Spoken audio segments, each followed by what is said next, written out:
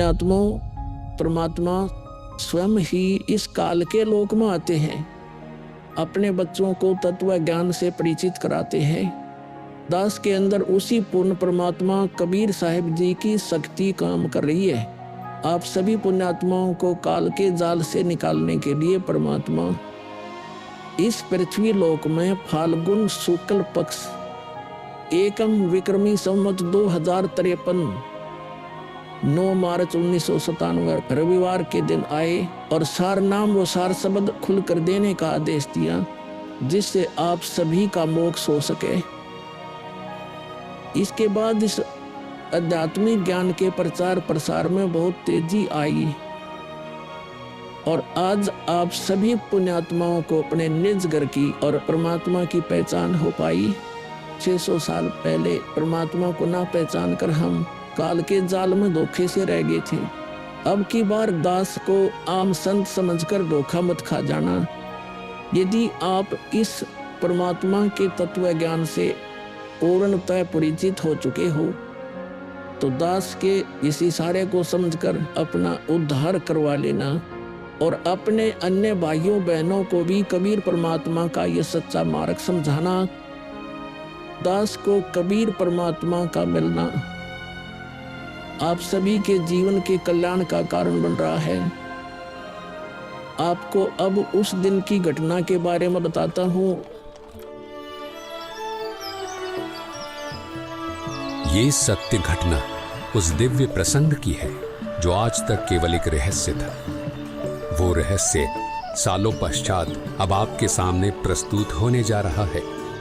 संत रामपाल जी महाराज जी के जीवन का वो महत्वपूर्ण दिन जिसके विषय में उन्होंने आज तक भक्त समाज के समक्ष केवल सांकेतिक और आंशिक वर्णन किया था, अब उनकी आज्ञा से वो दिव्य प्रसंग विस्तार से प्रस्तुत हो रहा है।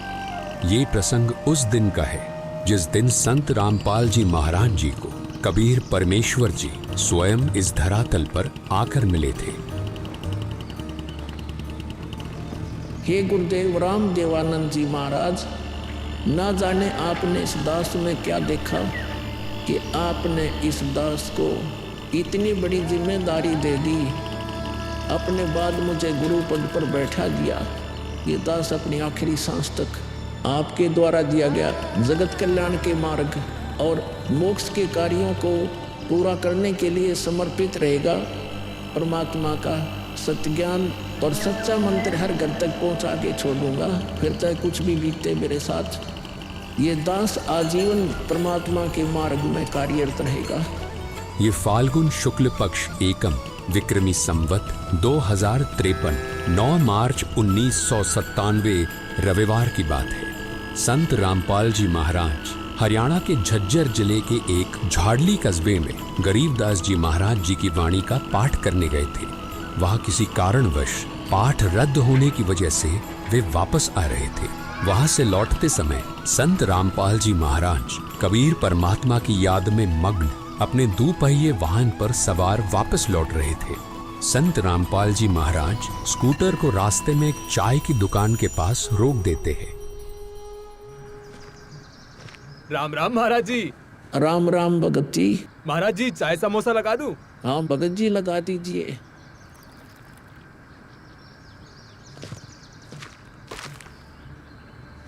इस बोले भगत को भी परमात्मा का तत्व ज्ञान समझाना चाहिए।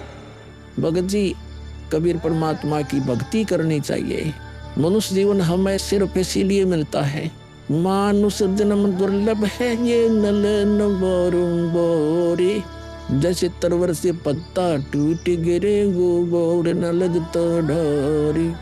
भगत जी, इस काल लोक का कोई भरोसा नहीं है, न जाने कब किस पर क्या बिजली गिर जाए। इसलिए कहता हूँ आपको कि कबीर परमात्मा से जुड़ जाओ, नाम दीक्षा लेकर अपना कल्याण करवा लो। वो कबीर परमात्मा यह भी आपकी और आपके परिवार की रक्षा करेगा और मृत्यु के बाद सीधा मोक्ष को प्राप्त कर जाओगे। ठीक कहते हो महाराज जी। ये कबीर परमात्मा ऐसे गंदे लोक में जहाँ आदमी की जिंदगी का पल का भरोसा नहीं, व्यक्ति यहाँ जी कैसे रहा है ना जाने कब क्या हो जाए, कब कौन सी बीमारी हो जाए, कब दुर्घटना हो जाए, कब कोई संसारिक आपदा आ जाए। दाता, आपकी भक्ति के बिना यहाँ किसी को ना सुख मिल सकता है और न ही मोक्ष। ये बात ये बोले जीव कब समझेंगे? आखिर ये अज्ञान अंधेरा कब दूर होगा दाता? आप ही दया करेंगे कबीर परमेश्वर। ये बोले जीव तो अपना जीवन आपकी भक्ति के बिना व्यर्थ ही कर रहे हैं। चाय पीने के बाद संत रामपाल जी महाराज मातन हिल की तरफ निकल पड़ते हैं। बिन उपदेश अचंभ है, क्यों जीवत है प्राण, और भक्ति बिना काठोर है, ये नर नहीं पाषाण। आगे चलकर संत रामपाल जी महाराज स्कूटर को एक पुलिये के पास रोक देते हैं। इस पुलिये की खास बात ये थी कि संत रामपाल जी महाराज जी ने इस पुलिये को सिंचाई विभाग में जूनियर इंजीनियर रहते हुए स्वयं बनाया था। क्योंकि यह पूरा क्षेत्र जंगल नुमा था, इसलिए संत रामपाल जी महाराज जी को इस पुलिये पर बैठना बहुत अच्छा लगता था और नौकरी के दौरान वो इस पुलिये पर बैठकर परमात्मा की याद में खो जाया करते थे। हे दयालु कबीर परमात्मा, आप जी हम नीचों के लिए 600 वर्ष पहले एक धानक रूप धारण कर इस गंदे लोक में 120 वर्ष तक रहे। आप जी को गर्म तेल के कढ़ाई में डाला गया, खूनी हाथी से मरवाने की कोशिश की गई, दरिया में डुबोकर मारने की कोशिश की गई। आप जी को बदनाम करने हेतु झूठी चिट्ठी डाली गई। आपके साथ कितने जुल्म ढाए गए, फिर भी हे दयालु कबीर परमात्मा, आपने क्या कुछ नहीं किया। अपनी सतलोक से बिछुड़ी आत्मा को अपनी शरण में लेने के लिए, इस तत्व ज्ञान को सब जीवों तक पहुंचाने के लिए।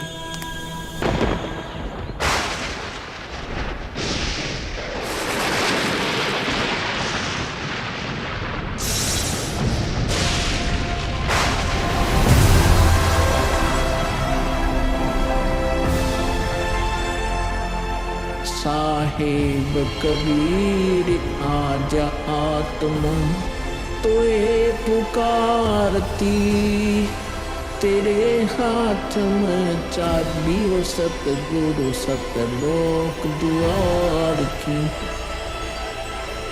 साहेब कबीर आजा आत्मा तोए पुकारती, तेरे हाथ में चाबी हो सतगुरु सतलोक द्वार की।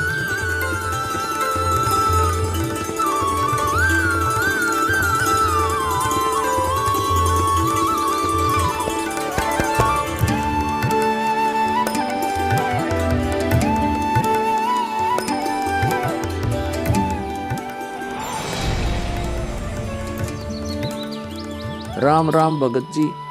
राम राम। आओ भगत जी बैठिए, खड़े क्यों हो?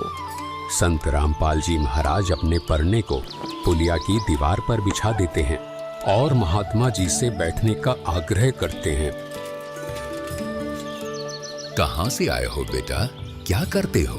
भगत जी, वैसे तो मेरा गांव धनाना है, जिला सोनीपत में पड़ता है। अब एक छोटा सा मकान बनाकर रोहतक में रहता हूँ। जूनियर इंजीनियर था, लेकिन अब नौकरी छोड़ दी है। बेटा, तेरे धनाना और रोहतक वाले घर के बारे में तो मैं अच्छी तरह से जानता हूँ और यह भी जानता हूँ कि तेरे 2 पुत्र और 2 पुत्री हैं। मैं तो यह पूछ रहा था कि इस जन्म से पहले तेरा घर कहाँ था? अरे, इन महात्मा जी को मेरे बारे में इतना कैसे पता है? महात्मा जी, जन्म से पहले हम सतलोक में थे, वही हमारा घर था। लगता है ये भगत जी राधा स्वामी पंथ के अनुयायी हैं। इनको सत्य का ज्ञान कराना चाहिए। मेरे गुरुजी स्वामी रामदेवानंद जी हैं। मेरे भगवान कबीर देव जी सृष्टि के रचनहार हैं, वही सतपुरुष है।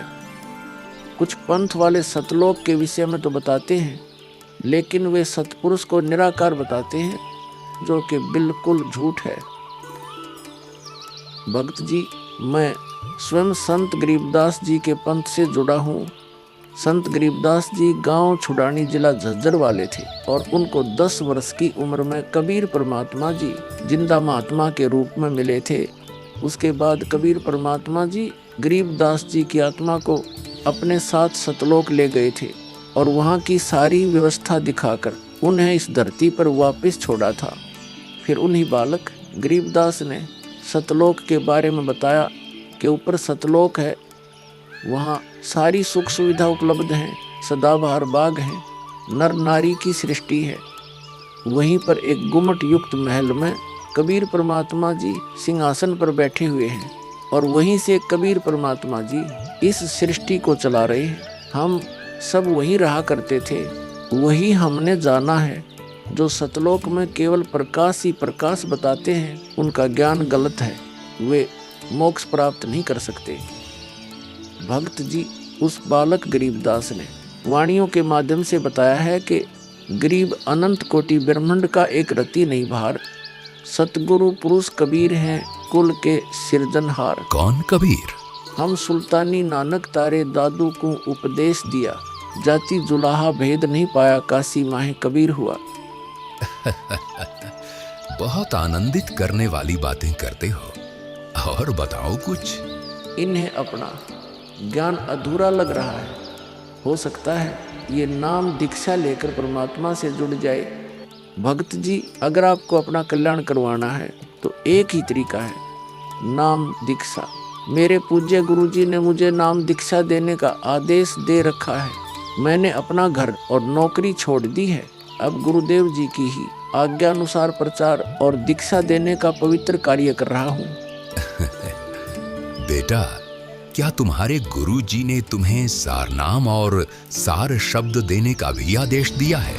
इन्हें कैसे पता सारनाम सार शब्द के बारे में? गुरुदेव की आज्ञा थी कि अभी सारनाम को सार्वजनिक नहीं करना है। उन्होंने कहा था कि मुझे स्वयं परमेश्वर कबीर जी मिलेंगे और वही मुझे सारनाम को सार्वजनिक करने का सही समय बताएंगे। तब तक यह सारनाम केवल विशेष विश्वास पात्र अनुयायियों तक सीमित रखना है। बेटा रामपाल, मैं ही सत्य पुरुष कबीर हूँ। अब वह समय आ गया है सारनाम और सार शब्द प्रदान करने का। वह भक्त जी, मैंने आपको बता दिया कि कबीर परमेश्वर मुझसे मिलने आएंगे, तो आप स्वयं ही कबीर परमेश्वर बन बैठे। मैंने अपने गुरु जी से पूछा था कि हे गुरुदेव, मैं कैसे पहचानूंगा जो मुझे मिलेंगे कि वे कबीर भगवान हैं? गुरु जी स्वामी राम देवानंद जी बोले, यह विश्वास करवाना, वो पहचान करवाना उनका काम है। तभी तो मैं बता रहा हूँ, मैं ही सत्य पुरुष कबीर हूँ। कबीर परमेश्वर जी सबको जिंदा बाबा के वेश में मिले हैं, आप तो जिंदा बाबा वाले वेश में नहीं हो। जिंदा महात्मा तो मुसलमान साधु होते हैं। मुसलमान धर्म तो अभी 1500 साल पहले ही बना है। मेरा असली वेश तो यही है जिस रूप में मैं तुम्हारे सामने खड़ा हूँ। रामपाल, तुम मेरी परम हंस आत्मा हो। जगत कल्याण के लिए मैंने ही तुझे भेजा है। अब सही समय आ गया है सार नाम और सार शब्द देने का। मैं कभी सिर पर मुकुट, कभी पगड़ी, कभी टोपी धारण कर लेता हूँ। चारों युगों में आता हूँ। सतयुग में सत सुकृत नाम से, त्रेता युग में मुनींद्र नाम से, द्वापर युग में करुणामय नाम से और कलयुग में अपने वास्तविक नाम कबीर देव यानी कबीर नाम से आता हूँ और तेरे जैसी हंस आत्माओं से मिलकर उनका भ्रम दूर करता हूँ। लेकिन अगर तुझे केवल जिंदा महात्मा के रूप में विश्वास है तो मैं तुझे अपना वो रूप भी दिखा देता हूँ। ये देख।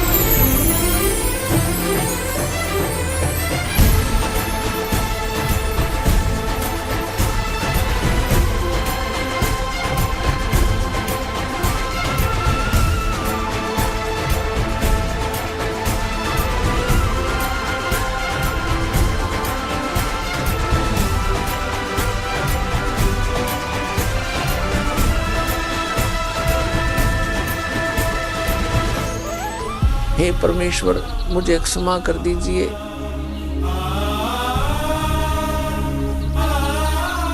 मुझसे अनजाने में गलती होगी।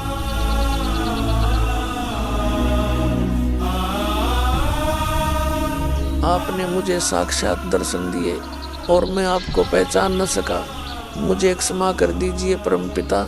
बेटा रामपाल, अब वो समय आ गया है जो मैंने धर्मदास को कहा था कि कलयुग बीते 5500 पांचा, तब यह वचन मेरा होगा साचा। यानी जब कलयुग 5505 वर्ष बीत जाएगा, तब मैं खुद इस धरातल पर आऊंगा और अपने बच्चों को तत्व ज्ञान समझाकर इस काल लोक से सतलोक ले जाऊंगा। बेटा रामपाल, तुम मेरी परमहंस आत्मा हो। अब इसके आगे बेटा, मैं ही तेरे रूप में सारी लीला करूंगा और यह तत्व ज्ञान अपने बच्चों को बताऊंगा, उन्हें सतलोक की राह दिखाऊंगा।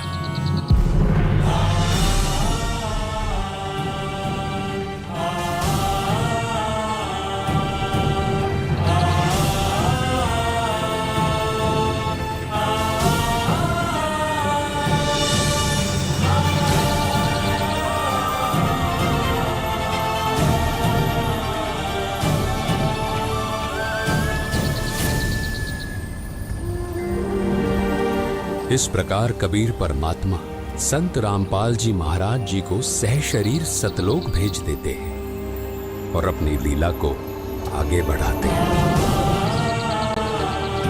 गली ख्यालवी साल सतगुरु अतल दिगंबर धीर भक्ति हेत काया घर आए अवगत सहत कबीर।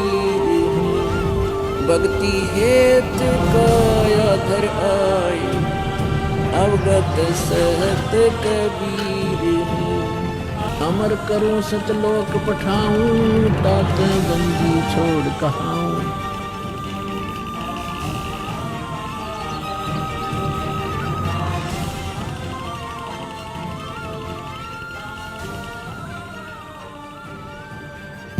इस प्रकार कबीर परमात्मा संत रामपाल जी महाराज जी को सह शरीर सतलोक भेज देते हैं और स्वयं सर्व सृष्टि रचनहार कबीर परमात्मा संत रामपाल जी महाराज जी के रूप में संपूर्ण संसार का उद्धार करने के उद्देश्य से इस पवित्र मिशन पर निकल पड़ते हैं। संत रामपाल जी महाराज जी के रूप में कबीर परमात्मा स्वयं को छिपाए हुए हैं।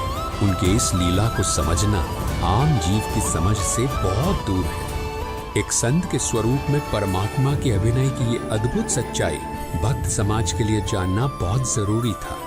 साक्षात कबीर परमात्मा के स्वरूप बंधी छोड़ सद्गुरु रामपाल जी भगवान की जय हो। अब बच्चों, ज्ञान पूरा आ चुका है और वो ठीक का समय आ गया है। गुरु पूरा, ज्ञान पूरा, भगवान पूरा, सब ही नारी नर शुद्ध तक। जब ठीक का दिन आवंत, कपट चातुरी छोड़ के सरल कबीर गहनत। बच्चों, वो ठीक का दिन आ गया। चारों तरफ डंका बोल गया दाता का। कहाँ उग्र, कहाँ शूद्र हो, चाहे कोई नकम्मा डाकू लटेरा है, चाहे कोई छोटी जाति समझते हो आपको, हरे सबकी भाव पीर परमात्मा। वो संत जो मेरा भेजा होगा, भेजा हुआ आएगा, वो सब के दुख दूर करेगा। हरे सबकी भाव पीर, सो समान समदृष्टि है समृत सत कबीर। वो एक समान समदृष्टि का है, सबको एक दृष्टि से एक समान प्यार देगा, सबको एक जैसा व्यवहार देगा, एक जैसा सच्चा नाम सतनाम सार शब्द देगा। वो समृत सत कबीर ही होगा। बोलो बंदी छोड़ कबीर साहब की जय हो।